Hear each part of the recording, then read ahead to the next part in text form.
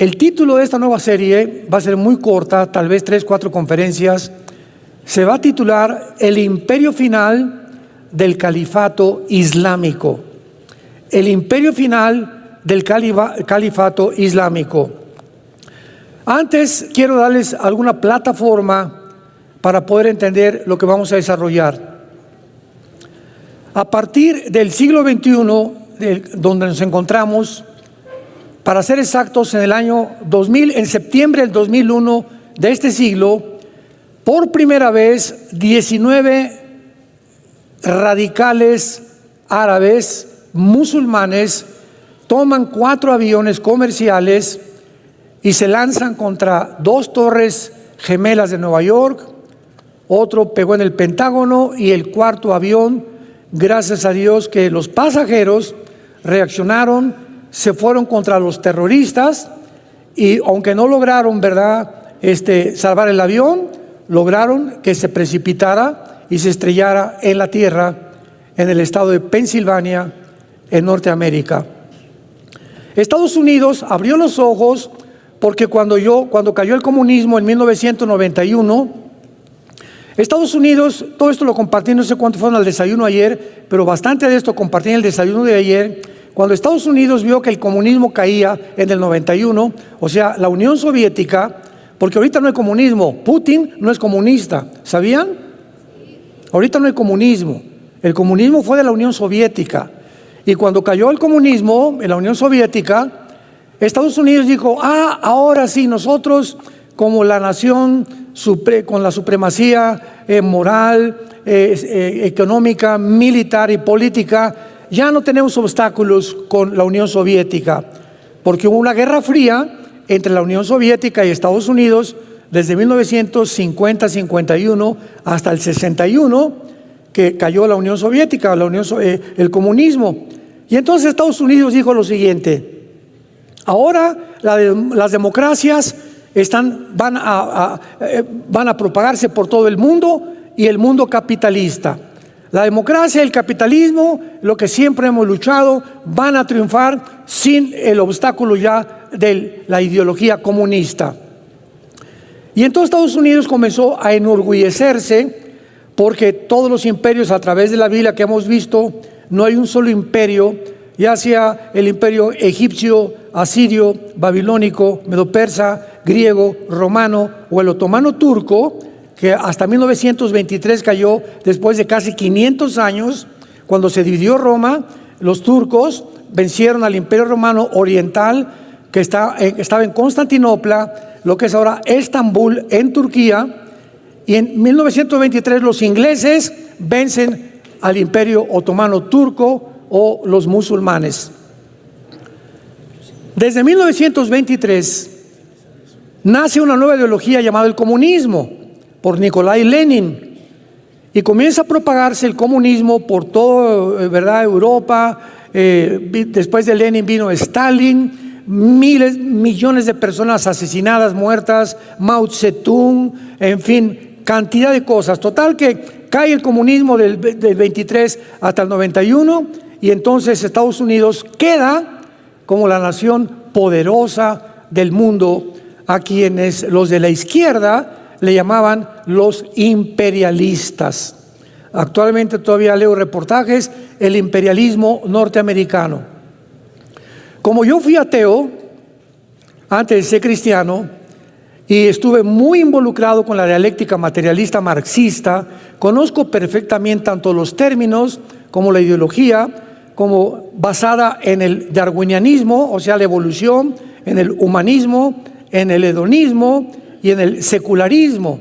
Todos estos ismos o ideologías fueron el resultado o las hijas de la evolución, cuando comenzó el mundo a creer desde el siglo pasado que somos animales, que venimos de los animales, que después de la muerte no hay nada más que los gusanos nos comen, no hay juicio, no hay cielo, no hay infierno, no hay Dios, no hay Cristo, no hay cruz, no hay la Biblia.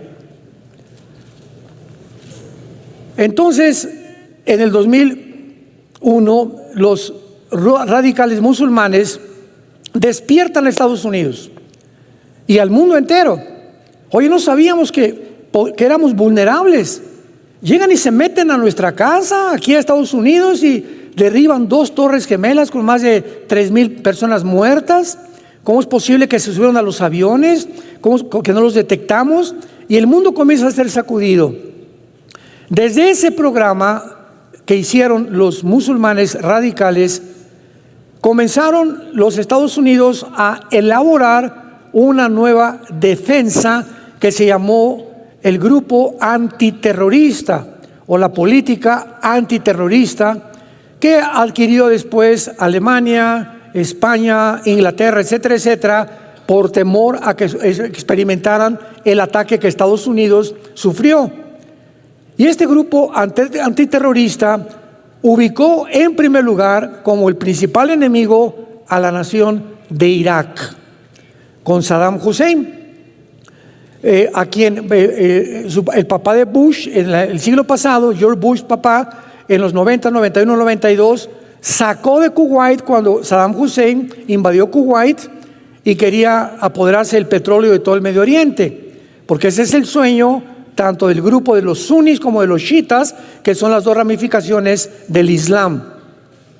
Entonces, el terrorismo comienza a levantarse en el mundo y los grupos terroristas, en el 2005, en la franja, lo que es la franja de Gaza, donde está todo el problema ahorita del Medio Oriente, con los palestinos y Hamás y Israel, se sale Jordania y Egipto de la zona tanto del Banco Oriental como de Judea y Samaria, como de la franja de Gaza, se salen de Israel, se sale Israel también de la franja de Gaza, y en la franja de Gaza se nombra a un grupo que se llamó la Autoridad Palestina Al-Fatah. Como director, Mahmoud Abbas, hasta ahorita sigue siendo el presidente de la Autoridad Palestina.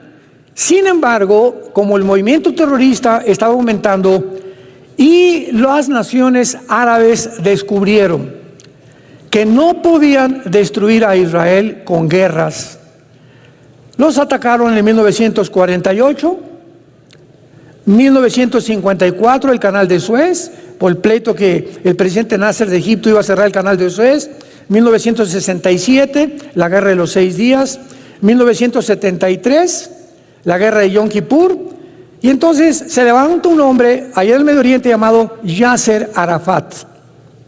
Se le considera el terrorista más grande del siglo pasado. Y él comienza a desarrollar un movimiento que se llama el Movimiento para la Liberación de Palestina. Y comienzan con la ayuda, financiamiento de Irán. Ya Irak, después de que mataron a Hussein, ¿verdad?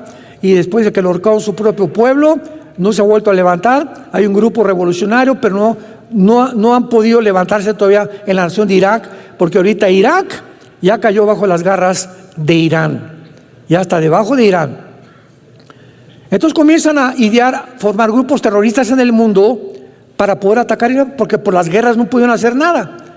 Entonces se forma un grupo en la Gaza, en la franja de Gaza, con Mahmoud Abbas, la Autoridad Palestina, y las Naciones Unidas lo aprueban, aunque no lo reconocen como un Estado, porque los palestinos nunca en la historia jamás han tenido una nación. No ha habido en la historia ninguna nación llamada Palestina. Entonces, el grupo de la Autoridad Palestina descubren en 2 años, 2007, que se necesita un grupo de militares, porque si el sueño sigue en los musulmanes, en el Islam, exterminar y matar a los judíos, una autoridad civil no puede hacer nada. Y entonces levanta un grupo de soldados entrenados por Irán y les ponen el nombre de Hamás, que significa en el hebreo violencia. La palabra Hamás es una palabra que significa violenta o violento en el hebreo. Irán comienza a entrenar a este grupo en Irán, y al mismo tiempo que entrenan a Hamás, los iraníes entrenan a un grupo de lo que se llama en Irán la Guardia Revolucionaria, que era como el Estado Mayor Presidencial que teníamos anteriormente en México con los antiguos presidentes. Era el grupo encargado de proteger el gobierno de Irán. Y el gobierno de Irán cae también en las manos de un grupo terrorista que se llaman los ayatolas. Entonces, en Irán no gobierna el gobierno, gobierna un grupo terrorista. Y de las guardias revolucionarias sacan a un grupo entrenado llamado Hezbollah. Hezbollah significa el partido del pueblo. Entonces ya tienen dos grupos terroristas. Hamas los regresan a Gaza y comienza Irán a mandarles millones, billones de dólares al grupo de Hamas para que comiencen a construir túneles, y que eran realmente el dinero para que pudieran alimentar al pueblo. Y pues sabemos que hasta hace poco, 750 kilómetros, Gaza mide 50 kilómetros, desde Egipto hasta arriba del norte de Israel, esa franja mide 50 kilómetros de largo y da al Mediterráneo, es pura playa, y la otra frontera con Israel y en el norte con Egipto. ¿Pueden ustedes imaginarse en una franja de 50 kilómetros, 750 kilómetros de túneles? Y ahora que llegaron a tratar de buscar a los de Hamas ahí dentro de Gaza, han encontrado, ¿verdad?, túneles que tenían hasta vehículos, o sea, un coche, había túneles donde un coche podía circular. Tenían cocinas, aire acondicionado, un sistema eléctrico de lo más moderno que hay, aire acondicionado, y completamente armados, y el 95% de los túneles los hicieron debajo de los hospitales, principalmente, y de las escuelas, pero no de las secundarias ni de las preparatorias, de las escuelas, de los kinders, de los bebés. Ahí estaban por toda Gaza los túneles que han encontrado. Bueno, entonces ya tenemos a dos grupos terroristas. Después se levanta otro grupo terrorista que se llama ISIS, que son todos los generales sobrevivientes de Saddam Hussein. Forman un grupo revolucionario, ¿y quién creen que los financia?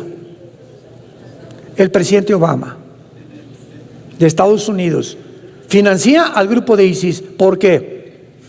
Porque en ese tiempo Estados Unidos siempre ha querido derrotar a Rusia, y creyeron que cuando cayó el comunismo dijeron: no, allá, ahora sí que estamos nosotros como papucho de papuchos en el mundo, y Estados Unidos va a ser el imperio más grande de toda la historia, y nos vamos a ir contra Rusia también, porque ya no hay nadie que se nos oponga. Y entonces, como quieren eliminar a Rusia,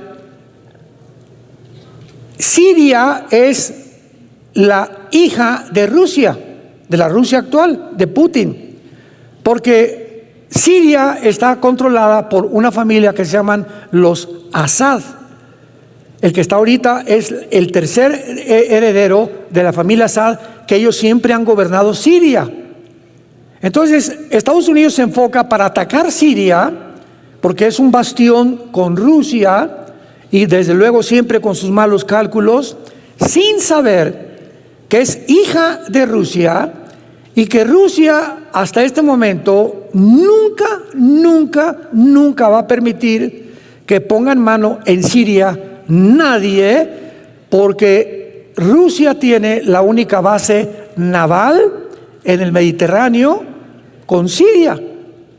Entonces, el único acceso que tiene Rusia al Mediterráneo es a través de Siria.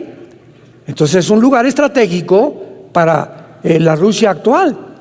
Entonces, se levanta un grupo de rebeldes en Siria para derrocar al presidente Assad.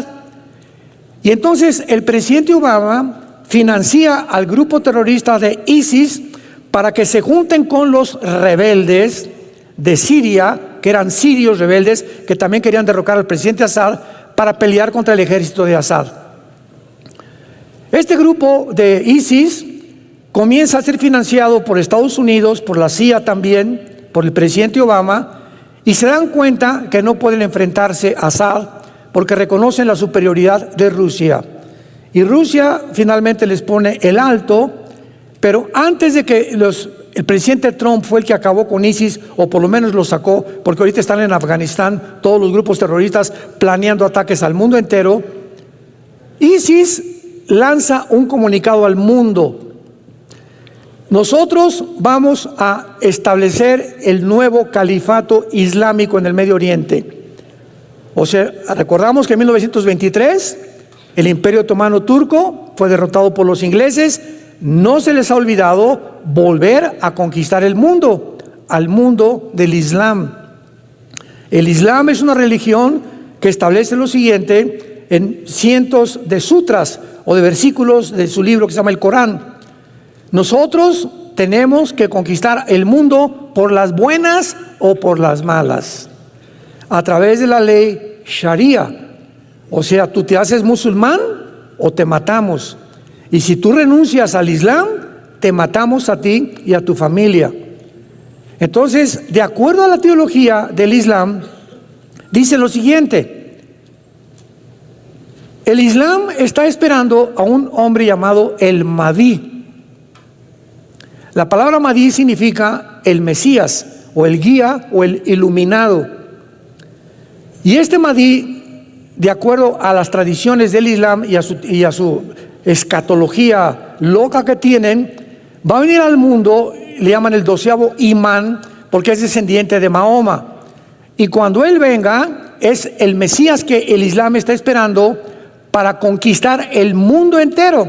Sigamos esta mentalidad, porque es muy importante seguirla para entender cómo piensan en el Medio Oriente, porque es un pensamiento completamente diferente al de nosotros en el occidente. Ahora bien, cuando el Mahdi aparezca, para nosotros es el anticristo. Entonces, el anticristo va a firmar un tratado con los judíos por 7 años, para que un hombre se siente con el gobierno de Israel y les prometa a Israel 7 años de protección. Significa lo siguiente: que Israel va a llegar a un punto donde va a estar tan amenazado por naciones en el mundo que van a buscar, ya Estados Unidos no tarda en caer, ya no va a ser el papá de Israel ni los va a proteger, ya van a quedar completamente solos. Se va a establecer un estado con dos estados dentro de Israel, como dice Joel 3 del 1 al 3, que por haber dividido la tierra viene el Armagedón o la Tercera Guerra Mundial. Y entonces el Mahdi tiene que aparecer bajo una guerra sangrienta, que fue lo que ISIS, ¿recuerdan?, hizo en el Medio Oriente. Decapitaron a una cantidad de gentes, ya ponían a como 10, 15 personas vestidas de naranja y les cortaban, ¿verdad?, la yugular, porque el Islam es la única ideología que usa la decapitación. Y en Apocalipsis 20, versículo 4, chécalo, el anticristo va a usar la decapitación. Qué interesante, ¿verdad? Cuando comenzamos a poner las piezas, comenzamos a armar el rompecabezas.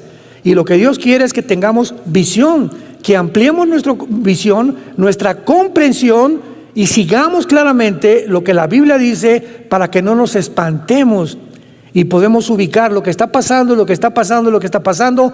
Tiene una causa, no hay un efecto sin una causa, no hay nada por accidente, no hay casualidades en la vida. Todo tiene una causa, tiene una raíz de donde algo surgió. La mala hierba no nace sola, tiene una raíz que comenzó desde la raíz. Ya la raíz es mala hierba. Se juntan todos los grupos terroristas y prometen establecer el califato. Para que el anticristo pueda tener el poder, escúcheme, para que él tenga el poder de al Estado de Israel decirles: yo los protejo, es porque todas las naciones del Medio Oriente están bajo el anticristo. Y los judíos lo van a saber, si no, no se acercarían a pedirle pan ni protección. Y en ese momento saben que Él es el único que les puede garantizar la protección. Y va a ser el anticristo en ese tiempo ya un ser, un personaje muy poderoso que se levante en el Medio Oriente.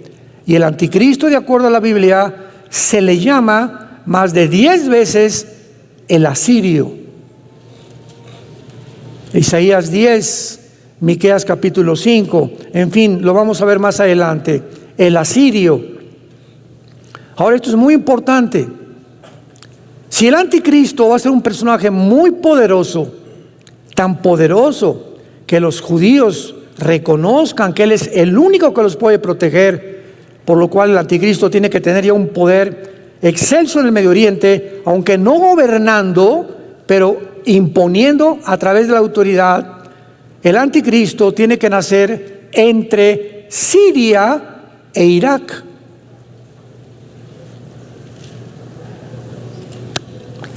En lo que la Biblia llaman Babilonia.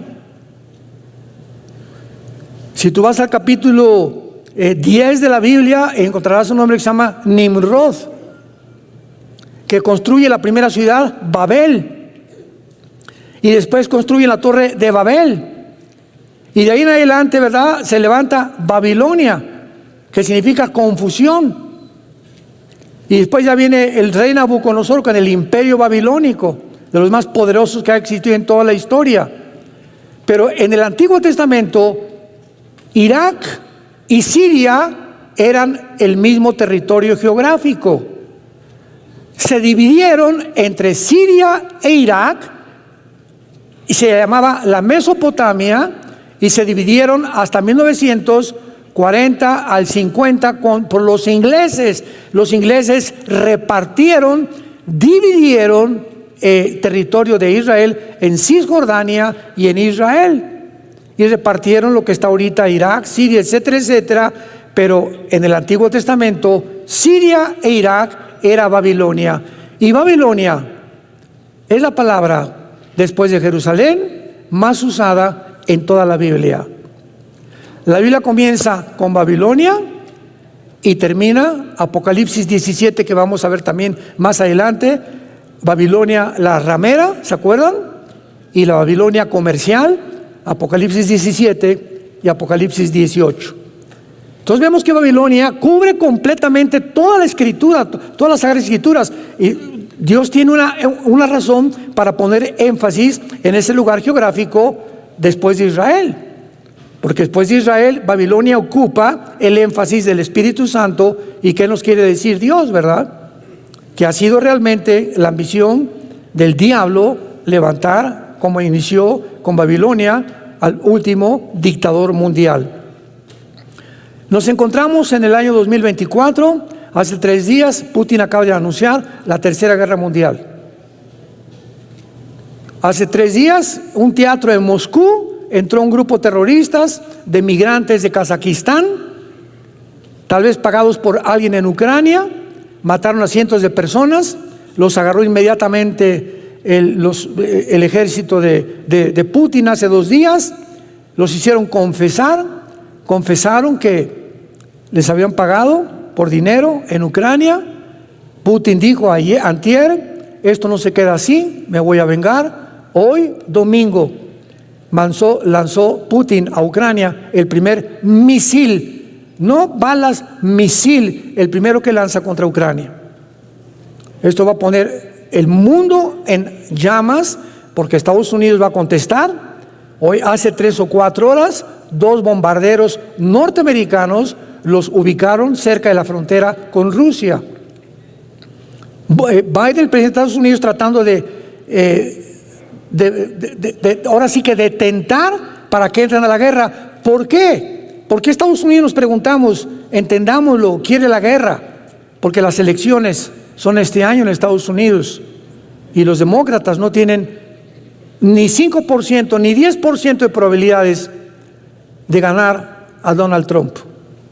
El mundo entero norteamericano se volvió del lado de Trump por la economía, porque Trump inventó la pandemia, porque Biden inventó la pandemia, porque Biden, siguiendo los pasos de Obama, inventó la ideología de género que se impusiera en el mundo, porque impusieron el aborto, porque van contra la familia, porque van a depravar completamente la raza humana. Y Estados Unidos está despertando que si Dios existe y aquí están sus leyes éticas y morales, tiene que haber un juicio muy grande contra esta nación, y es lo que Dios está haciendo. Este año, tal vez, no más del año que entra, Estados Unidos deja de ser la supremacía mundial económica, militar y política de los últimos 75 años.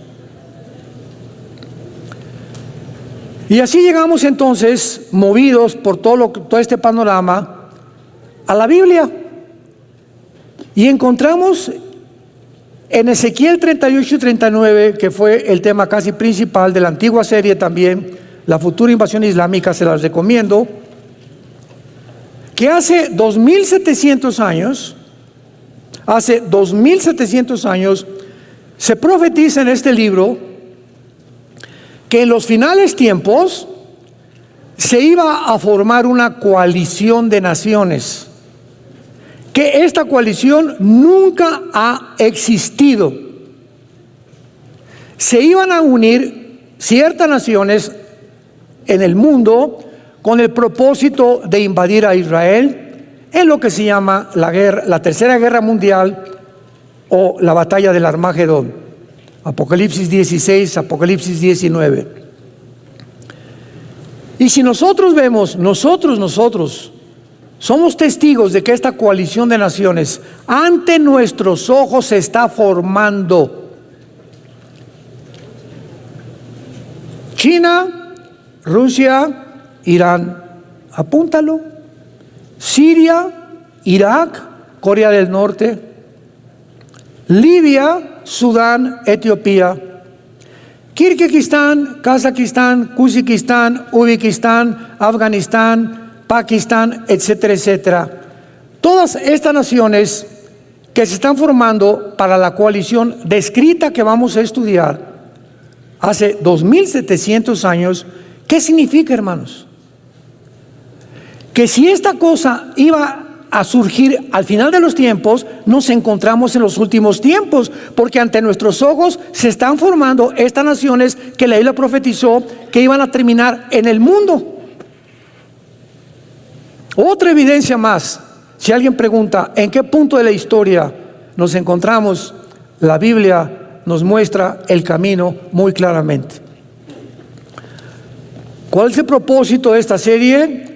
¿Verdad? Que vamos a estudiar ahora detenidamente, cosa que no hice en la antigua serie, a estas naciones y por qué el califato será el final de la historia.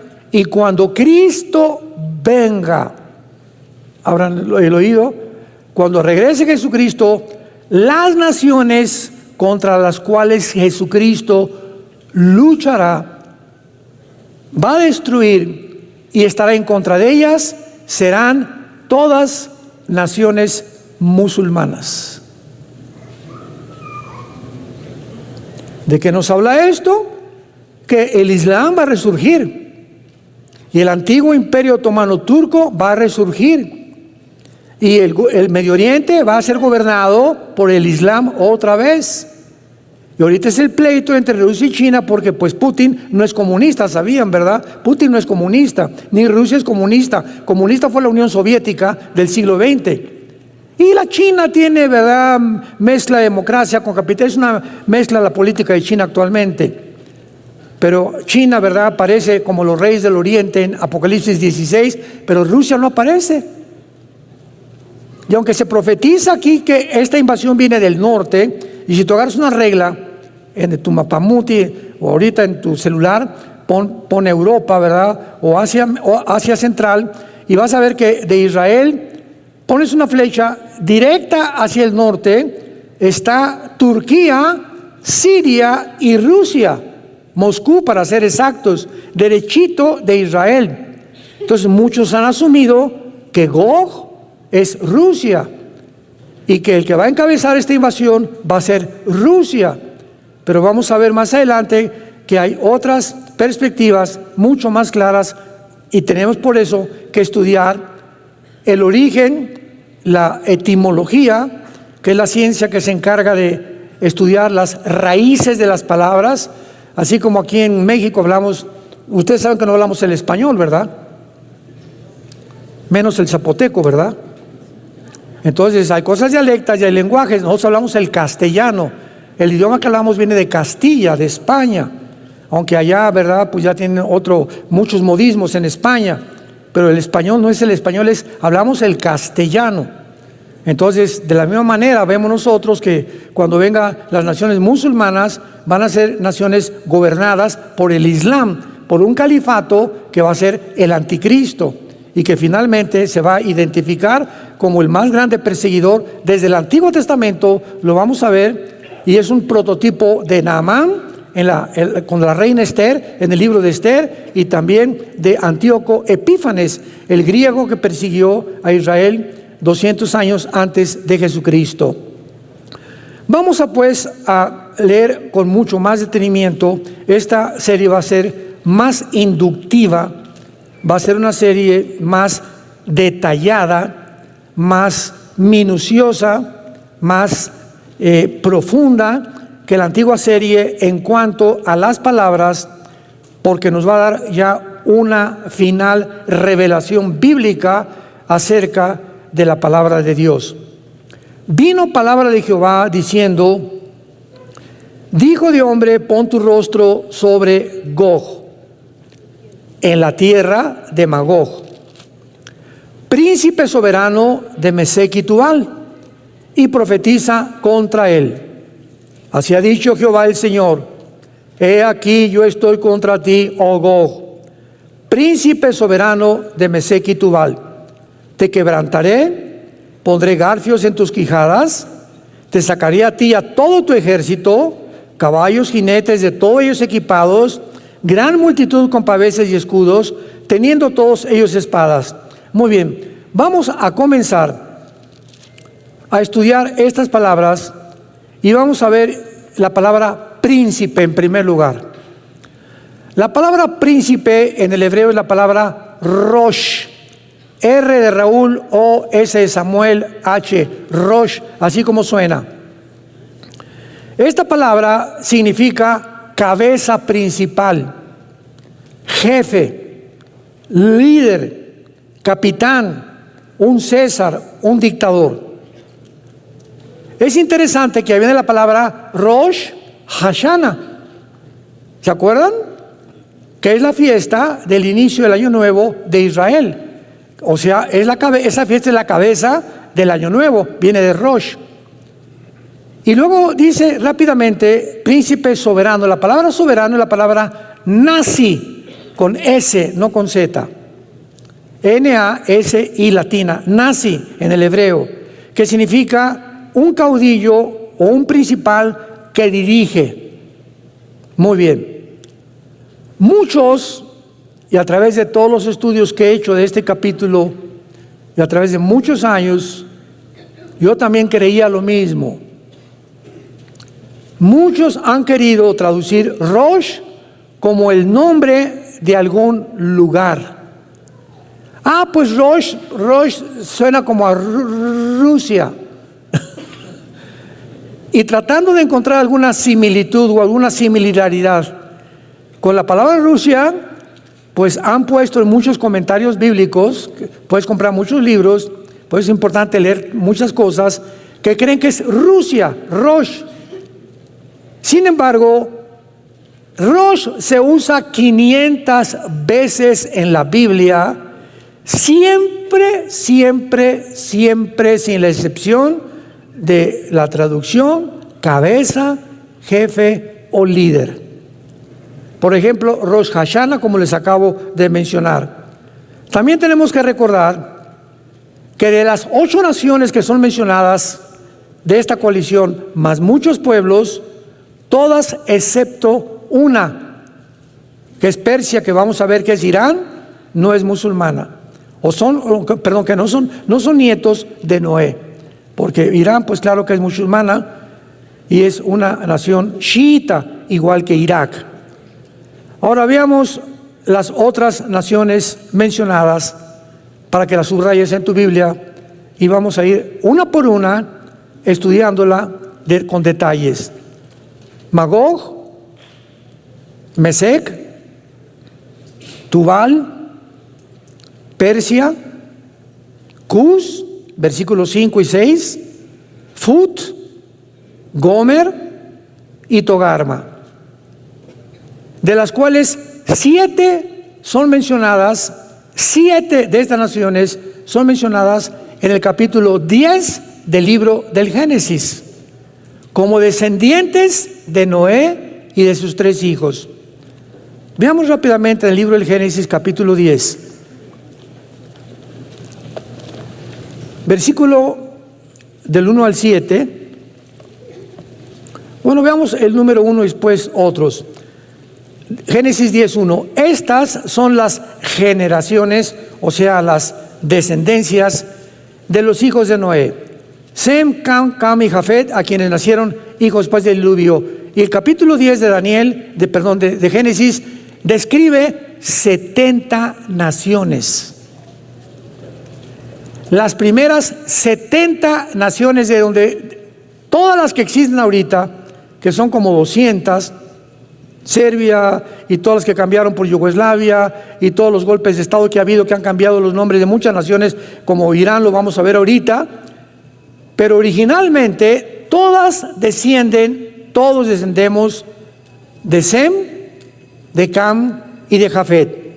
Vean ahora el versículo 31 y 32 de Génesis 10. Estos fueron los hijos de Sem, por sus familias, por sus lenguas, en sus tierras, en sus naciones. Estas, o sea, todo lo que escribe el capítulo 10, son las familias de los hijos de Noé, por sus descendencias, en sus naciones, y de estos se esparcieron las naciones en la tierra después del diluvio. Entonces es muy claro, ¿verdad?, que los hijos de Noé son los padres, los padrinos de todas las naciones del mundo entero. Y encontramos un nombre en la Biblia como Cus, como Fud. Oye, ¿será Toluca? ¿O será Guatemala? ¿Cómo podemos ubicar a qué nación se refiere? Simplemente por la geografía. La geografía, como vamos a ver, ya nos muestra, vamos a ver lo que es Magog y qué territorio cubre Magog y qué naciones cubre Magog, incluyendo Ucrania. Por eso cuando Putin invadió Ucrania, ¿se acuerdan?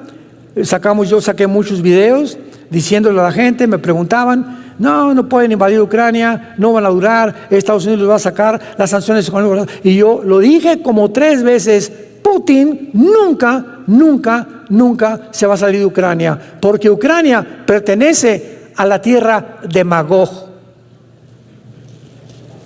que es el territorio de las naciones, comenzando desde Ucrania hacia abajo, como lo vamos a ver. Son las naciones que se van a unir al líder de esta coalición para invadir Israel en los últimos tiempos. Entonces podemos hablar con seguridad cuando tenemos la Biblia, porque la Biblia es la historia de Dios escrita por adelantado.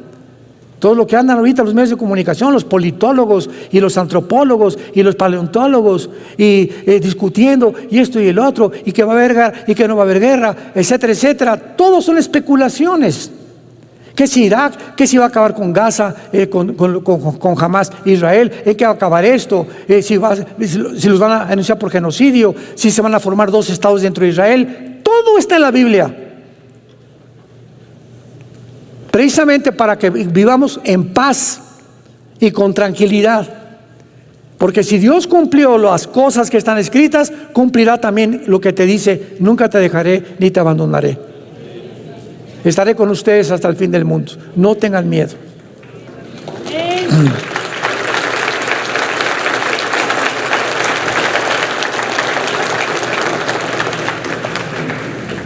Muy bien, se menciona entonces que Gog, que es el líder de esta coalición, que es el misterio que vamos a descubrir mucho más adelante, quién es Gog o de qué nación va a surgir Gog, se le nombra como el principal dirigente o caudillo de Mesec y de Tubal, por lo cual Gog tiene que estar asociado con estas naciones, porque es el príncipe, el caudillo, líder de Mesec y Tubal. Muy bien. Mesec y Tubal también hay muchas personas que trataron de interpretarlo como una nación, como Rusia, porque, repito, Rosh, pues viene de Rusia. El hecho que suene parecido no significa que es Rusia, sino que tenemos que recurrir a la etimología, a las raíces de las palabras, para tener ya un panorama mucho más claro. Entonces han tratado de interpretar como Rusia, relacionándolas con Moscú y con Tobolsk, porque Tuval suena como a Totovolsk, y Tobolsk es una ciudad de Rusia. Entonces hasta ahí queda lo que supuestamente es una perspectiva muy, muy débil y no muy, muy profunda, interpretan como que es Rusia. El problema está en que la interpretación que se valen solamente es por el sonido similar de las palabras, con Meshek, pues Moscú, Tuval, Tobolsk, y apuntan Rusia, Moscú y Tobolsk. Esas son a lo que se refiere. Sin embargo, Mesec y Tubal, veamos la Biblia en Ezequiel 27, retrocedan unas páginas. Mesec y Tubal son mencionadas en la Biblia, y esto nos comienza a deslindar especulaciones. Ezequiel 27, versículo 13. Javán, que es Grecia, apúntalo en tu Biblia, Tubal y Mesec, comerciantes también contigo, con hombres y con utensilios de bronce, comerciantes en sus ferias. ¿Qué significa esto, verdad? Porque cuando hablamos de Tiro, apúntalo, Tiro es Líbano. Es el Líbano actual. En la Biblia, en el Antiguo Testamento, Tiro se refiere al Líbano. Y se menciona a Mesec y Tubal como comerciantes de Tiro, de Líbano. Y lo dudoso es que el antiguo Tiro comerciara con gente tan lejana del norte como Moscú, por el amor de Dios. Entonces, esto no puede ser, no tiene ninguna coherencia para poder deducir, ¿verdad?, que Mesec y Tubal son ciudades de Rusia. Vayamos ahora con Mesec. Mesec está localizada cerca de Frigia, en el Asia Central y Asia Menor, y Tubal en Asia Oriental Menor. Vamos a comenzar a ubicar a estos territorios en el lugar geográfico. En otras palabras, estas naciones de Mesec y de Tubal pertenecen actualmente a lo que es Turquía. Y entre estas naciones, 3 de los nombres escondidos se refieren a Turquía. Actualmente toda esta región de Turquía, Armenia y alrededor son islámicas, todas las naciones. Una vez que podemos tener un poco ya más cerca el territorio geográfico, veamos Magog. El historiador Josefo, pagado por Roma a principios del siglo I, cuando comenzó el cristianismo, él y Plinio son los historiadores más antiguos de la historia del cristianismo y de la historia de Roma.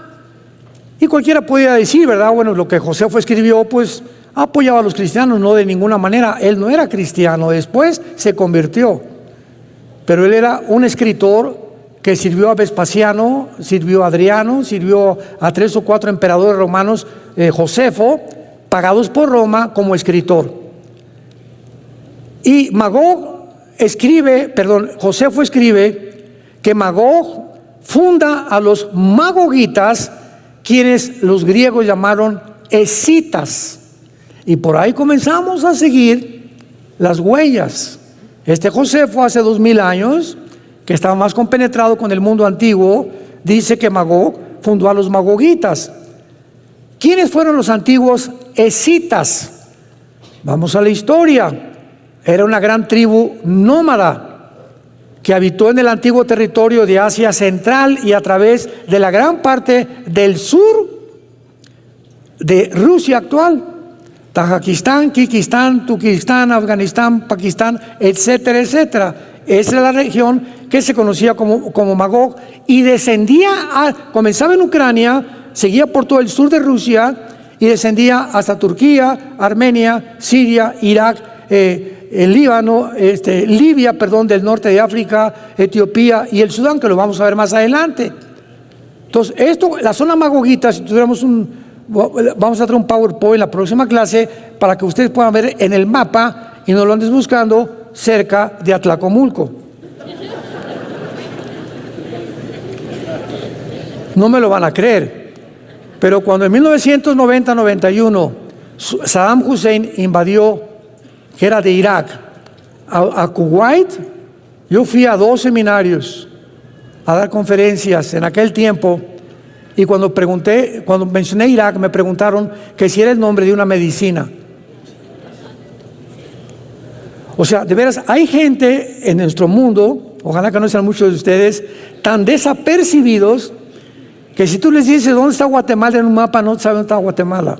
O Alaska, por ejemplo, no, o la Patagonia, o cuál es el sur del continente americano, o dónde se encuentra Italia, o localízame Inglaterra, ¿verdad? No saben, porque no tenemos mucha compenetración con los mapamundis muy seguido, porque casi nunca nos metemos. Pero ¿qué tal Viviana y Colorina? Muy bien. Ahora esto es importante. En 1991, cuando Rusia cae por el comunismo, la Unión Soviética pierde el 30% de su territorio con la caída del comunismo en el 91. El 30% del territorio que pertenecía a la Unión Soviética lo pierden con el comunismo, con la caída del comunismo. Y ese 30% es el que está ocupando actualmente todas las repúblicas al sur de Rusia: Kizkistán, Kurkistán, Kirguistán, Uzbekistán, etcétera, etcétera. Todas estas naciones, de donde hace 4 días alquilaron los de ucranianos a 10 terroristas para volar un teatro en Moscú, eran de Uzbekistán. Y todas estas naciones van a ser reconquistadas otra vez y van a formar parte de la agrupación de la coalición de naciones que se vienen contra Israel, porque todas estas repúblicas siguen siendo musulmanas. Los descendientes de Magog fueron los habitantes originales de la mayor parte de Asia Central, donde actualmente están Kazajistán, Kirguistán, Uzbekistán, Turkmenistán, Tayikistán y posiblemente parte del norte como Afganistán. Actualmente todas estas regiones son musulmanas. Y veamos rápidamente Persia en el versículo 5. En 1935, apúntalo, se le cambió el nombre de Persia a la República de Irán. Pero en el Antiguo Testamento en la Biblia aparece como Persia. Y en 1979 se le vuelve a cambiar el nombre a la República Islámica de Irán, ya controlada no por la autoridad civil, sino por un gobierno religioso que se llaman los atayolas, tus padrinos. Así como en Irán es gobernada por un movimiento religioso, el Líbano no tiene tampoco autoridad civil. Son los de Hezbollah, un grupo terrorista que gobierna el Líbano. En Gaza no es la autoridad palestina Al-Fatah de Mahmoud Abbas, que ha gobernado desde el 2007 a Gaza, han sido los de Hamas. Y vemos cómo muchas naciones actualmente están siendo absorbidas por grupos terroristas, donde el gobierno civil se convierte en un títere, en un payasito que solamente es usado por el grupo terrorista. Y así es como el mundo sigue controlado a través de la mayor parte de las naciones. Ya se le está robando la soberanía a las naciones, y una élite de agencias no gubernamentales, que vamos a mencionarlas después, son las que están dictando los protocolos de la pandemia, qué vamos a hacer, qué se va a imponer, qué vamos a comer, qué debemos de ver, qué se va a censurar. Todo esto lo está controlando 7, 8 familias en el mundo entero. Y estas determinaciones y estas conclusiones se llevan a cabo cada año en Suiza, en una ciudad que se llama Davos. Y el que encabeza todo esto es el Foro Económico Mundial. Mete tú a Google, Foro Económico Mundial. El presidente es un alemán, Klaus Schwab. Y para terminar, el Klaus Schwab tiene un consejero que se llama, es un consejero judío que se llama Noah Harari, con H. Harari, lo encuentras también en Google. Y Noah Harari dijo hace pocos meses: Cristo no existe, la Biblia es una mentira, tenemos que crear una super raza, porque aunque sabemos que si somos evolucionados y estamos evolucionando y venimos de los animales, tenemos la tecnología y la genética para poder levantar una nueva raza más evolucionada por medio de la tecnología y la genética que tenemos, que era el sueño de los nazis, crear la raza superaria de Hitler. Así que veamos en manos de quién está el mundo y para que entendamos quién está manejando el mundo. ¿Quién le ordena a las naciones ahorita? Impon que desde la primaria los niños tengan educación sexual. Educación que les corresponde a los jóvenes y a los adultos, los quieren meter a los niños para comenzar a descomponer su motor, su máquina pensante desde esa edad, para causarles confusión, traumas, sueños, pesadillas y meterlos a los 10, 11 años a la pornografía. El mundo no nos quiere componer. La mayor parte de los gobiernos, no es cierto que quieren mejorar el mundo, nos quieren enfermar. Nos quieren enfermar. Hay protocolos de la Organización Mundial de la Salud, de las Naciones Unidas, dictadas. Nunca el que descubre la medicina para el cáncer la publiquen. El que descubre la medicina para la diabetes no la publiquen. Ningún hospital, están prohibidas que ningún médico, ningún hospital, alguien descubre esto. ¿Por qué? Porque quiebran las farmacias, las empresas farmacéuticas, que casi todas son de Bill Gates, otro padrino que tienes. Todo está controlado por intereses económicos, todo, hermanos, e intereses políticos. Y es a donde se dirige el mundo. No tardamos en ver a este próximo dictador mundial llamado el Anticristo, y lo único seguro es que en esta coalición y en esta guerra no vamos a estar nosotros, que es la guerra del Armagedón. Digamos en oración en esta mañana: Cristo, ven pronto por nosotros. Tu novia te dice ven, tu iglesia, y tú nos vuelves a recordar: el que tenga sed, que venga y beba del agua de la vida gratuitamente. Bendito sea el Dios y Padre de Jesucristo nuestro Señor y Salvador, que de tal manera amó Dios al mundo, que dio a su Hijo unigénito, para que cualquiera que en Él crea, tenga la vida eterna. Mas Dios muestra su amor para con nosotros, en que siendo pecadores, Cristo, el Santo de Dios, muere y paga por los otros que merecíamos el infierno y la muerte eterna. Él fue despreciado y desechado entre los hombres, varón de dolores, experimentado en quebranto. Escondimos de él el rostro y no lo estimamos, mas él llevó nuestras heridas, nuestros dolores, nuestros pecados, y nosotros le tuvimos como azotado de Dios, herido y abatido.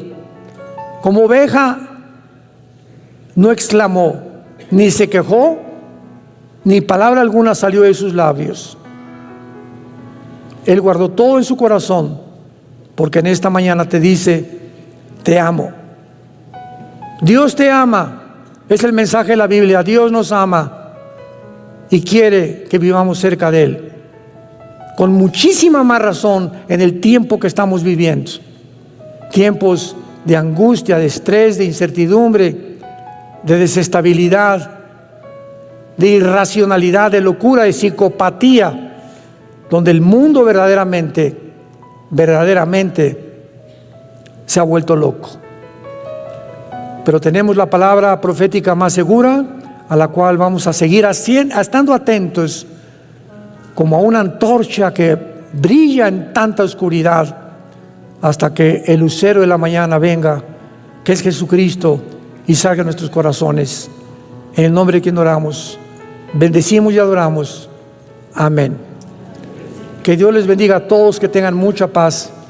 Manténganse de día y noche meditando en este libro de la ley, para que todo lo que hagas tenga la bendición y la prosperidad de nuestro Dios.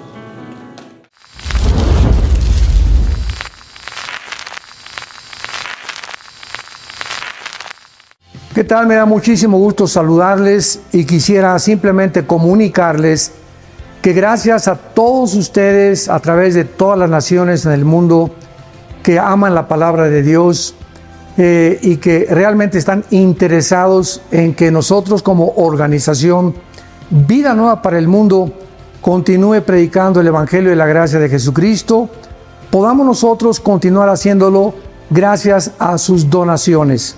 Este año cumplimos 46 años de ministerio, 46 años donde hemos predicado, pensamos y consideramos de una forma fiel el Evangelio, la sana doctrina de Jesucristo.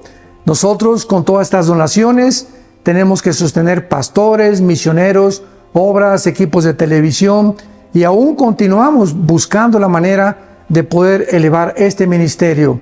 Hasta este momento quiero que ustedes estén enterados, no tenemos una sola propiedad. Y así hemos trabajado durante 46 años porque le damos la importancia a la evangelización, a las misiones y también a los hombres de Dios para levantar más pastores. Le damos las gracias, que pueda Dios con su gracia tocar sus corazones y que puedan ustedes invertir en un terreno donde es fructífero, porque creemos que hemos producido bastante buen fruto para la gloria de Dios. Gracias por sus aportaciones y por las donaciones que sabemos ustedes continuarán haciendo para que podamos continuar siendo fieles.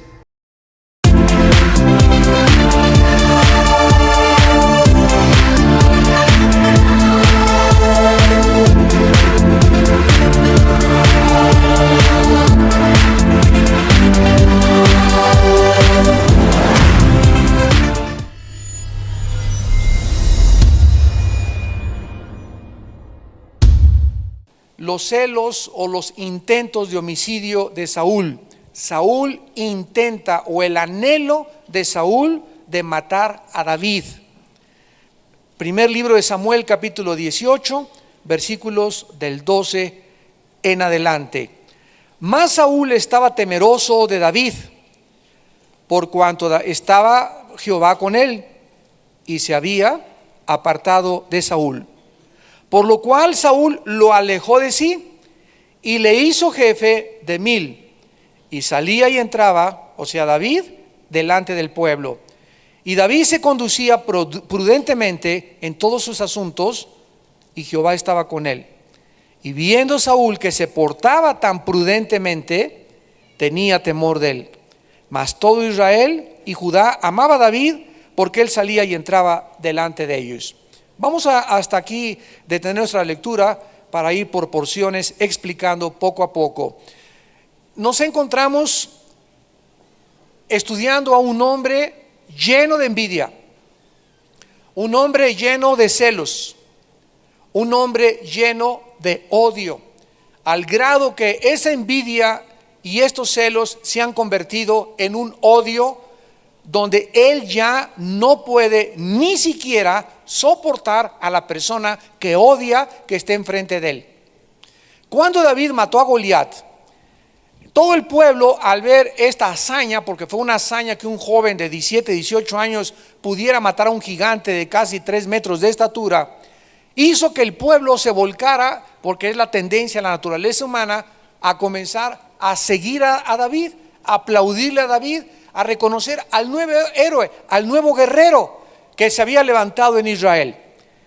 Y cuando comenzaban a regresar Saúl y David hacia la ciudad, todas las mujeres comenzaron ahí a cantar. Saúl mató a sus 1000, David a sus 10,000. Cuando oyó Saúl que todo el pueblo se volcaba detrás de David y lo comenzaban a alabar y le comenzaban a cantar, y él estaba comenzando a quedarse en un segundo plano, comenzaba él a estar detrás ya de David, se llenó de celos y se llenó de envidia. Y hemos visto en nuestro estudio pasado que nosotros todos debemos estar preparados para enfrentar estas situaciones, porque nunca vamos a estar siempre en primer lugar, ni nunca vamos a ser siempre los protagonistas. Si ahorita eres bella, vas a dejar de ser bella en 10, 15 años y otra persona va a ocupar tu lugar. Si ahorita eres guapo, hay ya 10 guapos mejores que tú atrás de ti para ocupar el lugar de admiración. Si tienes ahorita dinero, no lo vas a tener en los próximos 3 meses o 6 meses o un año. Si ahorita estás destacando en alguna área, tarde o temprano hay alguien que te va a superar. Y nosotros estamos en un mundo donde estamos continuamente compitiendo, o por lo menos en la naturaleza humana caída, estar compitiendo contra los demás. Una iglesia le pone techo a su iglesia y la iglesia de enfrente le quiere poner un mejor techo. Una iglesia ya tiene 10,000 miembros, la otra ya quiere tener 15,000 miembros. Y comenzamos con esta competitividad entre nosotros para tratar de nunca quedar en el segundo plano. Y esto no le agrada a Dios. Porque Cristo, siendo Dios, no estimó el ser igual a Dios como cosa a que aferrarse, sino que estando ahí arriba en la gloria, siendo el creador absoluto y soberano del universo, bajó del cielo y se despojó, se vació de sí mismo, de sus prerrogativas, de sus poderes que él tenía para ejercerlos independientemente del Padre, y baja a este mundo y toma la forma de un siervo hecho semejante a nosotros. El Dios creador baja al mundo a servirnos y a lavarnos los pies, a mostrarnos claramente que el más grande secreto de la creación humana es cuando nosotros comenzamos a aprender a vivir para los demás. Y no tratar de ocupar el protagonismo siempre, ni ser el que quiera salir en la foto, ni que tú seas famoso, de estar buscando grandezas para nosotros mismos, porque estas cosas hacen que el ego crezca y te autodestruya. Decía un predicador muy famoso que si nosotros no soportamos el criticismo, el ego nos destruirá. Entonces, gracias a Dios por cada crítica, gracias a Dios por cada humillación, gracias a Dios por cada vez que nos banquean, gracias a Dios por cada vez que nos exhortan, que nos regañan, que nos disciplinan, porque nuestro ego lo necesita. Necesitamos ser aplastados, necesitamos ser humillados, necesitamos que Dios nos saque todo aquello dentro de nosotros mismos que nos estorba. Hagan de cuenta que cuando venimos a Cristo, venimos como globos, así como pavos reales. A muchos nada más les hace falta hacer y así estamos gordotes, inflados, orgullosos, llenos de nosotros mismos, de intelectualismo, de soberbia, de orgullo, etcétera, etcétera.